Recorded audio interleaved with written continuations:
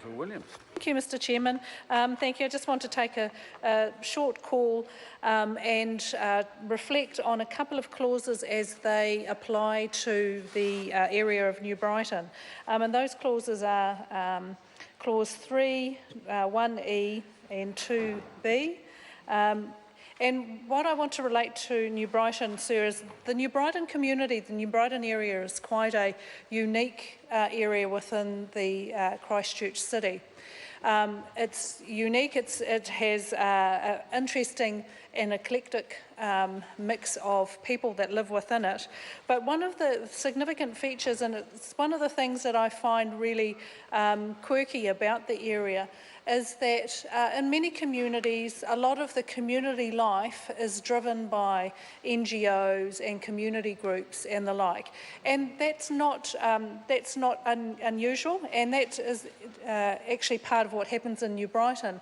But there is a significant business interest in the New Brighton area.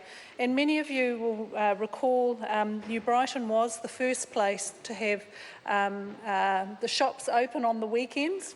It was what really stood New Brighton apart from the rest of the country, and it has always been a unique and unusual community because of it. But it has a very strong business focus.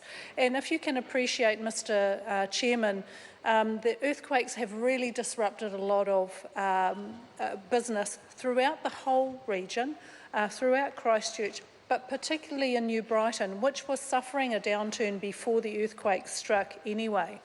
So why these clauses are significant for this particular area is that the regeneration of the New Brighton area is dependent on the support that we can gain for the businesses of the area.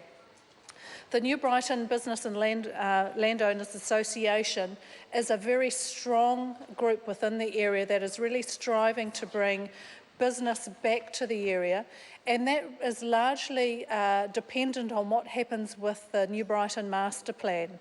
Now, why I'm really hopeful that this model of collaboration between central government, local government and the other stakeholders goes as well as it can and has some significant input from the community is, I believe, that in terms of the eastern suburbs, its regeneration is really based on the regeneration of the New Brighton area as its retail and commercial centre. It is an area that has, as I've said, suffered an awful lot, but it has been through a period of neglect. To ensure that the New Brighton Master Plan is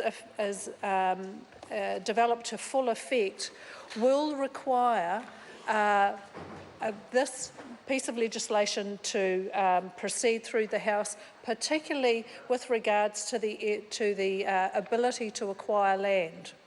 Because some of the issues that have occurred in the New Brighton business area have been because landowners and business owners have wanted to hold out to see what kind of return they can get on their investment. And it has significantly hampered the ability to redevelop the New Brighton area. I'm just going to interrupt the member and say that the member sits down, and say she's making a very good speech, but it's a speech to part 2 of the bill. And especially in the areas of specific plans and the ability to the acquisition of land. And she might like to now come back to part 1. Okay, thank you, Mr Chairman. I will speak to the disposal of land in the residential red zone, which is also significant for many people who are my constituents, and has some relation to a group of people known as the Quake Outcasts. Many of you will know that the Quake Outcasts are a group of people who joined together because of the offer that was made to them to acquire their properties when the areas were red zoned. Now, some of the residents in that area decided that either they would not accept the offer for whatever reason, and there are many valuable reasons that they've made a decision themselves. But there are a small group of people who are concerned that this legislation, Mr Chair. Before I call a member, I am going to reiterate my advice to her that I made a couple of minutes ago. I'm willing to call her again, but I am, I have read the bill and I do know which bit's in which. Right. So the question, first of all, is that the Minister's amendments on Part 1, Part 1 set out on SOP number 159 be agreed to. Those are of that opinion will say aye. Contrary opinion will say no. The ayes have it.